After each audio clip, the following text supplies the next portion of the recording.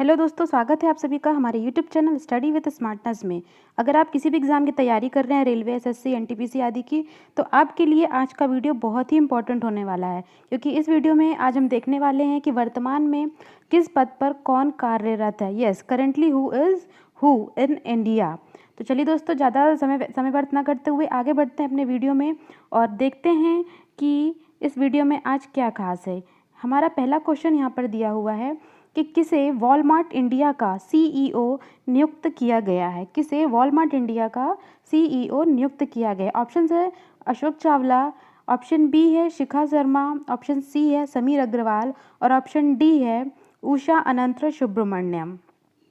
तो दोस्तों, इसका करेक्ट आंसर है आंसर सी, समीर अग्रवाल। जी हाँ दोस्तों, इसका सही आंसर है समीर अग्रवाल जो हैं उन्हें वॉलमार्ट इंडिया का सीईओ नियुक्त किया गया है। तो दोस्तों, ये जो समीर अग्रवाल है ये किसकी जगह लेंगे? ये कृष अय्यर की जगह लेने वाले हैं। मतलब कि इससे पहले जो सीईओ थे वॉलमार्ट इंडिया के वो कृष अय्यर थे। तो दोस्तों, वॉलमार्ट इंडिया जो है 2009 में स्थापित की है। ये एक रिटेलर शॉप्स वगैरह सारे आपके आइटम्स, गुड्स, जो भी ग्रोसरीज वगैरह हैं वो आइटम प्रोवाइड कराती है। तो इसकी स्थापना 2009 में अमृतसर में की गई थी इंडिया में, वॉलमार्ट इंडिया की। चलिए आगे बढ़ते हैं हमारे नेक्स्ट क्वेश्चन में।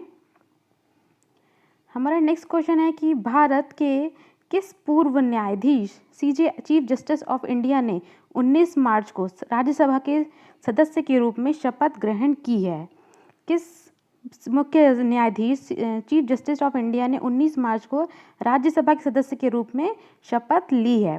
ऑप्शन है A R Das, option B है के सरकार, ऑप्शन सी है पी एन भगवती और ऑप्शन डी है रंजन गोगोई। तो दोस्तों, इसका करेक्ट आंसर है आंसर डी, रंजन गोगोई। रंजन गोगोई जो कि 46वें हमारे चीफ जस्टिस ऑफ इंडिया हैं, 46वें नंबर के चीफ जस्टिस ऑफ इंडिया कहलाते हैं।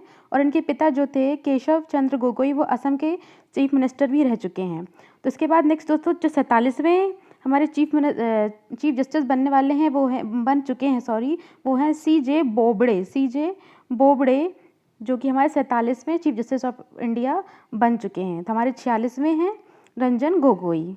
चलिए आगे बढ़ते हैं। हमारा तीसरा क्वेश्चन है 9 मार्च को director general defence intelligence agency DGDIA और इंटीग्रेटेड डिफेंस ऑफ स्टाफ के रूप में नियुक्त किसे किया गया है? जो कि यह विभाग नए बनाए गए सैन्य मामलों के विभाग में chief of defence staff CDS के अधीन कार्य करता है। तो हमें बताना है कि DGDIA और इंटीग्रेटेड डिफेंस ऑफ स्टाफ के रूप में किसे नियुक्त किया गया है? ऑप्शन है general Bipin Rawat, option B है lieutenant general KJS Dhillon, option C है नरेश चंद्र और ऑप्शन डी है विपिन रावत। दोस्तों, इसका करेक्ट आंसर है answer option B, lieutenant general KJS Dhillon. चलते हैं फोर्थ क्वेश्चन। नेक्स्ट क्वेश्चन में हमारा किसे सूचना आयुक्त केंद्रीय सूचना आयोग CIC के रूप में शपथ ली है? किसने ली है? ऑप्शन है सुधीर भार्गव, ऑप्शन बी है यशवर्धन कुमार सिन्हा, ऑप्शन सी है श्रीमती अमिता पांडव और ऑप्शन डी है बिमल जुल्का। तो दोस्तों, इसका करेक्ट आंसर है हमारा ऑप्शन सी, श्रीमती अमिता पांडव। अमिता पांडव को इसमें नया चीफ जस्टिस केंद्रीय सूचना आयुक्त के लिए नियुक्त किया गया है। ऑप्शन से चलते हैं नेक्स्ट हमारा फिफ्थ क्वेश्चन में। फिफ्थ क्वेश्चन है 5 मार्च को अगले मुख्य सूचना आयुक्त CIC के रूप में किसने शपथ ली है? अगले सूचना आयुक्त CIC के रूप में किसने शपथ ली है? ऑप्शन हैं ए सुधीर भार्गव, ऑप्शन बी है बिमल जुल्का, ऑप्शन सी है विजय शर्मा और ऑप्शन डी है राधा कृष्ण माथुर। तो दोस्तों, इसका करेक्ट आंसर है आपका ऑप्शन बी, बिमल जुल्का। बिमल जुल्का ने अगले मुख्य सूचना आयुक्त CIC के रूप में शपथ ग्रहण की है। दोस्तों, जो ये मुख्य सूचना आयुक्त है CIC, उसकी जो गठन है वो RTI एक्ट 2005 के तहत किया गया था। ठीक है, तो इसमें जो पहली महिला थी, इसकी महिला आयुक्त जो थी वो थी दीपक संधू। दीपक संधू इसकी पहली महिला आयुक्त रही हैं। और अगर हम पहले आयुक्त की बात करें, पहले मुख्य सूचना आयुक्त, तो वो थे हमारे वजाहत हबीबुल्ला। वजाहत हबीबुल्ला हमारे पहले सूचना आयुक्त, मुख्य सूचना आयुक्त थे। और पहली महिला थी हमारी दीपक संधू, जबकि अभी 2005 के तहत जो आरटीआई एक्ट आया था उसके तहत सीआईसी के गठन किया गया था। अभी इसका जो नेक्स्ट है 5 मार्च को जो शपथ लेने वाले हैं तो वो है बिमल जुल्का। चलिए चलते हैं नेक्स्ट क्वेश्चन की ओर। हमारा 6 क्वेश्चन है, प्रधानमंत्री नरेंद्र मोदी के 21 फरवरी 2020 के सलाहकार के रूप में किसे नियुक्त किया गया है? 21 फरवरी 2020 के दिन सलाहकार जो पीएम मोदी के सलाहकार के रूप में किसे नियुक्ति दी गई है? तो ऑप्शंस देख लेते हैं दोस्तों। ऑप्शन ए है डॉक्टर पीके मिश्र, ऑप्शन बी है अजीत डोभाल, ऑप्शन सी है अरविंद श्रीवास्तव और ऑप्शन डी है भास्कर खुलबे और अमरजीत सिन्हा। तो दोस्तों ऑप्शन डी हमारा करेक्ट आंसर है। भास्कर खुलबे और अमरजीत सिन्हा इन दोनों ने ही प्रधानमंत्री नरेंद्र मोदी के सलाहकार के रूप में इन्हें नियुक्त किया गया है। ऑप्शन डी भास्कर खुलबे और अमरजीत सिन्हा। हमारा नेक्स्ट क्वेश्चन है, नए मुख्य सतर्कता आयुक्त सीवीसी के रूप में किसे चुना गया है? ऑप्शन है संजय कोठारी, नानक चंद, बाला सुब्रमण्यम और डी सुधीर चंद्रा। तो मुख्य नए सतर्कता आयुक्त सीवीसी के रूप में चुना गया है संजय कोठारी जी को चुना गया है। दोस्तों जो सीवीसी है वो उसके जो सबसे पहले आयुक्त थे, मुख्य सतर्कता आयुक्त के जो पहले आयुक्त थे वो थे वीएस माथुर। इसे भी याद करना बहुत ज़रूरी, एग्जाम में कई बार पूछा जाता है। जैसे केंद्रीय सतर्कता आयुक्त के पहले आयुक्त थे वीएस माथुर और जो संजय कोठारी जी हैं वो टीएम भसीन का स्थान ग्रहण करेंगे। अर्थात संजय कोठारी जी से पहले टीएम भसीन इस पद पर कार्यरत रह चुके हैं। नेक्स्ट क्वेश्चन है हमारा, भारतीय तीरंदाजी संघ एएआई के अध्यक्ष के रूप में किसे चुना गया है? ऑप्शन है कैप्टन अभिमन्यु, ऑप्शन बी है राजेंद्र सिंह तोमर, ऑप्शन सी है प्रमोद चंद्रकर और ऑप्शन डी है अर्जुन मुंडा। तो दोस्तों इसका करेक्ट आंसर है ऑप्शन डी अर्जुन मुंडा को एएआई भारतीय तीरंदाजी संघ के अध्यक्ष के रूप में चुना गया है और ये झारखंड से हैं, ठीक है। और इन्होंने अभिमन्यु शर्मा को हराया है। इन्होंने वोटों से हराया है और यही जो ऑप्शन हमारा फर्स्ट है कैप्टन अभिमन्यु शर्मा, इनको हराया है और अर्जुन मुंडा को एएआई के अध्यक्ष के रूप में चुना गया है। चलते हैं हमारे नेक्स्ट क्वेश्चन में। नेक्स्ट क्वेश्चन है हमारा, 15 जनवरी 2020 को दुनिया की सबसे बड़ी अर्धसैनिक केंद्रीय रिजर्व पुलिस बल सीआरपीएफ के नए महानिदेशक के रूप में किसने पदभार संभाला है? ऑप्शन है एपी माहेश्वरी, ऑप्शन बी है आरआर भटनागर, ऑप्शन सी है प्रदीप कुमार सिंह और ऑप्शन डी है सुभाष चंद्रा। इसका करेक्ट आंसर है एपी माहेश्वरी ने सीआरपीएफ के नए महानिदेशक के रूप में कार्यभार संभाला है। दोस्तों सीआरपीएफ का अगर हम गठन की बात करें तो गठन हुआ था 27 जुलाई 1939 को इसका इस्टेब्लिशमेंट हुआ है और जो ये है पूरी संस्था है सीआरपीएफ का जो बल है वो गृह मंत्रालय के अंतर्गत कार्य करता है। दोस्तों जो एपी माहेश्वरी हैं वे किसका स्थान लेंगे? एपी माहेश्वरी से पहले आरआर भटनागर इस पद पर कार्यरत रह चुके हैं, तो ये एपी माहेश्वरी आरआर भटनागर का स्थान लेंगे। आगे बढ़ते हैं हमारे वीडियो में, चलते हैं हमारे 10th क्वेश्चन की ओर। 10th क्वेश्चन है हमारा, सरकार ने किसको भारतीय रिजर्व बैंक आरबीआई का डिप्टी गवर्नर नियुक्त किया है? ऑप्शन से ऑसबोर्न स्मिथ, ऑप्शन बी है शक्तिकांत दास, एनएस विश्वनाथन और माइकल पात्रा। तो करेक्ट आंसर है ऑप्शन डी माइकल पात्रा को आरबीआई का नया डिप्टी गवर्नर नियुक्त किया गया है। तो इसमें से आपको अगर ये दो ऑप्शन आपने देखें तो आपको ये पता होना चाहिए कि ऑसबोर्न स्मिथ भी आरबीआई से संबंधित है, क्योंकि ये आरबीआई के गठन के टाइम पर ही सबसे पहले हमारे आरबीआई के गवर्नर रह चुके हैं। सबसे पहले गवर्नर ऑसबोर्न स्मिथ हैं और जो अभी हमारे करंट में अगर हम गवर्नर की बात करें तो शक्तिकांत दास हैं, हमारे आरबीआई के गवर्नर शक्तिकांत दास हैं। और अगर हम डिप्टी गवर्नर की बात करें तो ये हैं माइकल पात्रा। अगर हम आरबीआई गठन की डेट पूछते हैं तो वो है 1935 को इसका गठन या एस्टैब्लिशमेंट किया गया था। हमारा 11th क्वेश्चन है, आईपीएस अधिकारी राजीव राय भटनागर को जम्मू और कश्मीर के उपराज्यपाल के सलाहकार के रूप में नियुक्त किया गया है। वह हाल ही में किसके महानिदेशक डीजी के रूप में सेवानिवृत्त हुए हैं? दोस्तों यहाँ बात की जा रही है राजीव राय भटनागर की। तो हमसे पूछा जा रहा है कि राजीव राय भटनागर जो अभी फिलहाल में उपराज्यपाल के सलाहकार के रूप में नियुक्त हुए हैं जम्मू कश्मीर के, तो वो इससे पहले किस पद से सेवानिवृत्त किए जा चुके हैं? तो ऑप्शन है बीएसएफ, सीआरपीएफ, आईटीबीपी या फिर none of the above. So correct answer है CRPF. Central reserve police force से इनकी सेवानिवृत्ति हो चुकी है। दोस्तों अगर हम बीएसएफ की बात करें तो इसका गठन जो हुआ है 1 दिसंबर 1965 को हुआ है बीएसएफ का गठन।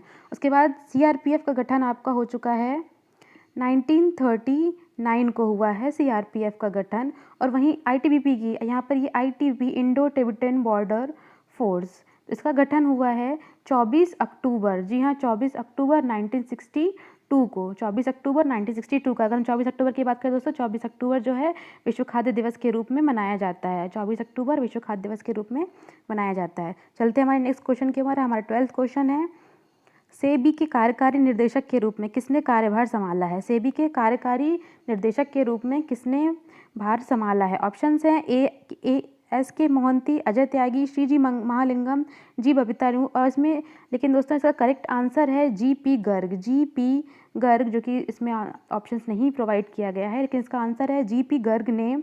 एक बार फिर से देख लीजिए, सेबी के कार्यकारी निर्देशक के रूप में जी पी गर्ग की नियुक्ति की गई है, जी पी गर्ग की नियुक्ति की गई है। दोस्तों सेबी का जो गठन है वो 12 अप्रैल 1992 को किया गया है, सेबी के गठन। अब सेबी का जो फुल फॉर्म है वो आप लोग मुझे कमेंट करके ज़रूर बताइए कि सेबी का क्या फुल फॉर्म होता है। चलते हैं हमारे नेक्स्ट क्वेश्चन की ओर। हमारा नेक्स्ट क्वेश्चन है, associated chamber of commerce and industry of India, ASSOCHAM जिसे हम कहते हैं, कि नए अध्यक्ष के रूप में पदभार किसने संभाला है? जो कि देश और उद्योग का सर्वोच्च संगठन है, वह वेल्सपन ग्रुप के चेयरमैन बालाकृष्ण गोयंका का स्थान लेंगे। ऑप्शन है हमारे दीपक सूद, बालाकृष्ण गोयंका, निरंजन हीरानंदानी और सुनील कनोरिया। तो करेक्ट आंसर है इसका दोस्तों निरंजन हीरानंदानी। निरंजन हीरानंदानी जो है एसोचैम के अगले अध्यक्ष के रूप में जाने जाएंगे और ये बालकृष्ण गोयंका का स्थान लेंगे। चलते हैं आगे क्वेश्चंस में। हमारा 14 क्वेश्चन है, यूपीएससी के नए अध्यक्ष कौन बनाए गए हैं? यूपीएससी के नए अध्यक्ष किसे बनाया गया है? अरविंद सक्सेना, रजनी राजदान, प्रदीप कुमार जोशी या फिर नन? तो इसका करेक्ट आंसर है प्रदीप कुमार जोशी को यूपीएससी का नया अध्यक्ष बनाया गया है। तो इन्होंने किसका स्थान लिया है? इन्होंने अरविंद सक्सेना का स्थान लिया है। प्रदीप कुमार जोशी ने अरविंद सक्सेना का स्थान लिया। अगर हम यूपीएससी के पहले अध्यक्ष की बात करें तो पहला अध्यक्ष हमारे रह चुके हैं सर रॉस बाकर। सर रॉस बाकर यूपीएससी के पहले अध्यक्ष थे, रॉस। नेक्स्ट क्वेश्चन है हमारा, प्रधानमंत्री मोदी के निजी सचिव की नियुक्ति की गई है, वो कौन है? ऑप्शन है डॉक्टर पीके मिश्र, हार्दिक सतीश चंद्र शाह, अमरजीत सिंह सिन्हा और S Gopal Krishnan. Correct answer है ऑप्शन बी हार्दिक सतीश चंद्र शाह, जो कि प्रधानमंत्री के नए निजी सचिव नियुक्त किए गए हैं। और नेक्स्ट क्वेश्चन है हमारा, राष्ट्रपति कोविंद जी ने निजी सचिव किसे नियुक्त किया है? राष्ट्रपति कोविंद जी ने किसे निजी सचिव नियुक्त किया है? ऑप्शन है कपिल देव त्रिपाठी, ऑप्शन बी है अजय भाटू, ऑप्शन सी है प्रवीण सिद्धार्थ और ऑप्शन डी है संजय कोठारी। तो करेक्ट आंसर है सी प्रवीण सिद्धार्थ, पी प्रवीण सिद्धार्थ इसका करेक्ट आंसर है। चलते हैं हमारे नेक्स्ट क्वेश्चन में। नेक्स्ट क्वेश्चन है हमारा, भारत के नए सॉलिसिटर जनरल नियुक्त हुए हैं, वे कौन हैं? ऑप्शन हैं बलवीर सिंह, रणजीत कुमार, तुषार मेहता या फिर MC सेतलवाड़। करेक्ट आंसर है इसका ऑप्शन सी तुषार मेहता। भारत के नए सॉलिसिटर जनरल तुषार मेहता को बनाया गया है। जो ये तुषार मेहता है वो किसका स्थान लेंगे दोस्तों? तो ये स्थान लेंगे रणजीत कुमार जी का तुषार मेहता स्थान लेंगे।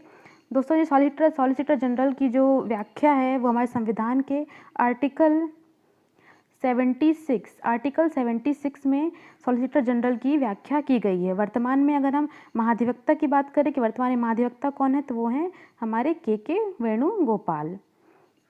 वेणुगोपाल हमारे वर्तमान में महाधिवक्ता हैं और तुषार मेहता को नए सॉलिसिटर जनरल नियुक्त किया गया है। बढ़ते हैं हमारे नेक्स्ट क्वेश्चन में।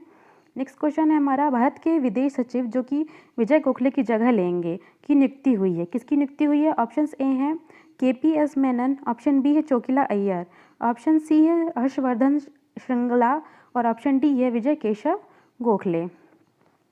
तो जो हमारे करेक्ट आंसर है दोस्तों वो है सी हर्षवर्धन श्रृंगला।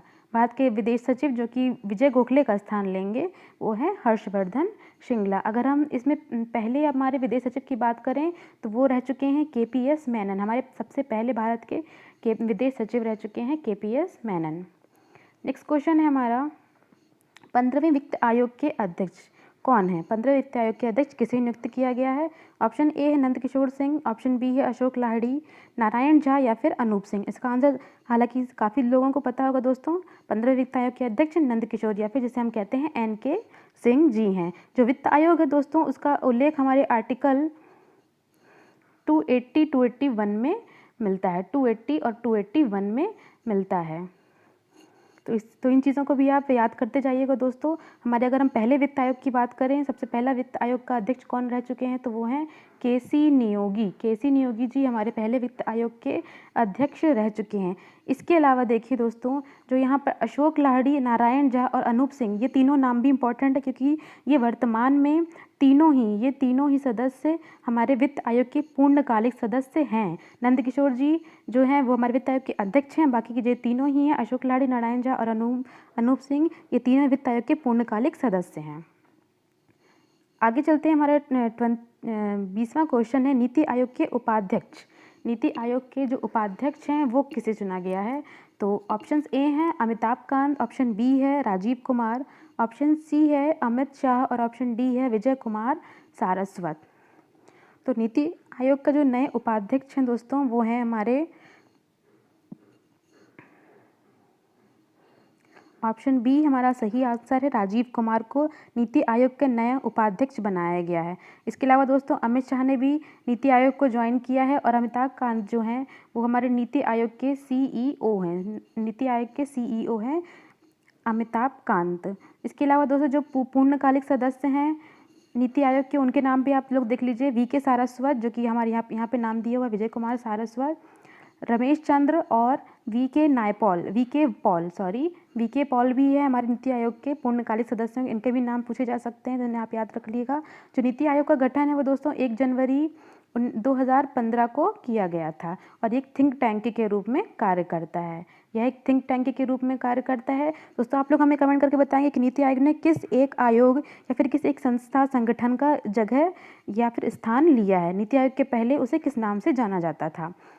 नेक्स्ट क्वेश्चन है हमारा, किसने 8 अगस्त 2020 को भारत के नियंत्रक एवं महालेखा परीक्षक के रूप में कार्यभार संभाला है?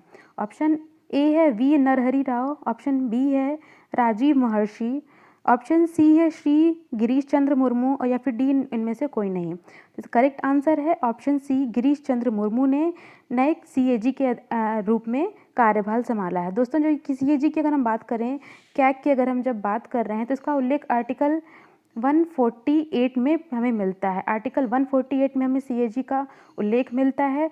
तो इसके जो सदस्य हैं, अध्यक्ष है, उसका जो कार्यकाल होता है वो 6 वर्ष का होता है या फिर 65 ईयर्स का, जो कि पहले पूरा हो जाता है वही होता है। ठीक है दोस्तों, तो जो हमारे CAG बनेंगे ये 14वें नंबर के बनेंगे। जो हमारे गिरीश चंद्र मुर्मू बनेंगे ये 14वें नंबर के CAG कैग बनेंगे। अगर हम पहले कैग जो पहले महान लेखक नियंत्रक की बात करें तो वो थे V नरहरि राव। मैं सबसे पहले CAG थे। उससे पहले अगर हम गिरीश चंद्र मुर्मू की बात करें तो ये इन्होंने राजीव महर्षि का स्थान लिया है। राजीव महर्षि का स्थान लिया है गिरीश चंद्र मुर्मू ने, और सबसे पहले थे हमारे नरहरि राव। चलते हैं नेक्स्ट क्वेश्चन में हमारे दोस्तों। प्रमुख स्टॉक एक्सचेंज जो NSE ने कहा है कि किसको अपना नया अध्यक्ष बनाया जाएगा। तो NSE का नया अध्यक्ष बात की जा रही है। ऑप्शन से गिरीश चंद्र चतुर्वेदी, ऑप्शन बी है अशोक चावला और ऑप्शन सी है अरुण पुरी या फिर ऑप्शन डी उनमें से कोई नहीं। इसका करेक्ट आंसर है ए, गिरीश चंद्र चतुर्वेदी को NSE नेशनल स्टॉक एक्सचेंज का नया अध्यक्ष चुना जाएगा। तो ये किसका स्थान लेंगे दोस्तों? बहुत ही चर्चा में रहा है इनका नाम, अशोक चावला। अशोक चावला जी का जो नाम है बहुत ही चर्चा में रहा है। इन्होंने खुद से इस्तीफा दिया है NSE के अध्यक्ष के रूप में। तो गिरीश चंद्र चतुर्वेदी जो हैं वो अशोक चावला जी का स्थान लेंगे। अगर हम NSE की बात करें दोस्तों तो ये दुनिया का तीसरा सबसे बड़ा स्टॉक एक्सचेंज है। दुनिया का, वर्ल्ड का तीसरा सबसे बड़ा स्टॉक एक्सचेंज है जिसका हेडक्वार्टर मुंबई में है। मुंबई में इसका हेडक्वार्टर, इसकी जो स्थापना हुई थी वो 1992 में की गई थी NSE की स्थापना। आगे बढ़ते हैं हमारे नेक्स्ट क्वेश्चन में। नेक्स्ट क्वेश्चन है हमारा, ओरिएंटल इंश्योरेंस कंपनी के नए सीएमडी के रूप में किसे नियुक्त किया गया है? ऑप्शंस हैं सोहन मित्तल, किशन चंद्र, एसएन राजेश्वरी या फिर सुनील अरोड़ा। तो करेक्ट आंसर है एसएन राजेश्वरी। एसएन राजेश्वरी को ओरिएंटल इंश्योरेंस कंपनी के रूप में के अध्यक्ष या सीएमडी के रूप में नियुक्त किया गया है। तो जो ये एसएन राजेश्वरी जी हैं, ये एवी गिरजा कुमार का स्थान लेंगे। एवी गिरजा कुमार का स्थान लेंगे एसएन राजेश्वरी जी।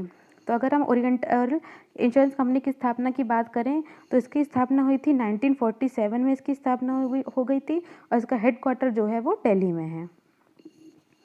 ओके, आगे बढ़ते हैं दोस्तों। हमारा नेक्स्ट क्वेश्चन है, महिला आयोग की अध्यक्ष कौन है?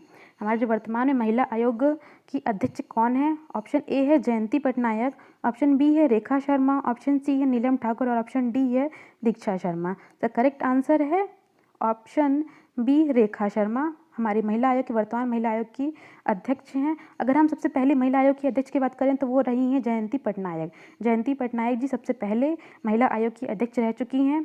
और जो रेखा शर्मा जी हैं, रेखा शर्मा जी किसका स्थान लेंगी दोस्तों? तो ये ललिता कुमार मंगलम का स्थान लेंगी। ललिता कुमार मंगलम का स्थान लेंगी रेखा शर्मा जी। और महिला आयोग की जो स्थापना हुई थी वो सन 1992 में हुई थी। हमारा नेक्स्ट क्वेश्चन है दोस्तों, भारत के राजस्व सचिव कौन है? भारत के राजस्व सचिव किसकी नियुक्ति की गई है? ऑप्शन है सुशील चंद्र, अजय भूषण पांडे, हसमुख अधिया और अरुण जेटली। दोस्तों हमारे भारत के राजस्व सचिव के रूप में अजय भूषण पांडे जी की नियुक्ति की गई है। अजय भूषण पांडे। इसमें एक और बहुत ही चर्चित नाम है सुशील चंद्रा, जो कि सीबीडीटी के अध्यक्ष हैं। इसके अलावा हसमुख अधिया जी जो हैं वो पूर्व में हमारे वित्त सचिव रह चुके हैं। हसमुख अधिया जो हैं वो पूर्व में हमारे वित्त सचिव रह चुके हैं। अगर हम अभी वित्त सचिव की बात करें तो वो कौन है? वो हैं सुभाष चंद्र गर्ग। सुभाष चंद्र गर्ग जी हमारे अभी वर्तमान में मुख्य सचिव रह चुके हैं, वित्त सचिव। दोस्तों कैसा लगा आपको हमारा ये वीडियो? हमें ज़रूर बताएं कमेंट करके। तो चलिए मिलते हैं नेक्स्ट वीडियो में एक कुछ नई जानकारियों के साथ। तब तक के लिए धन्यवाद।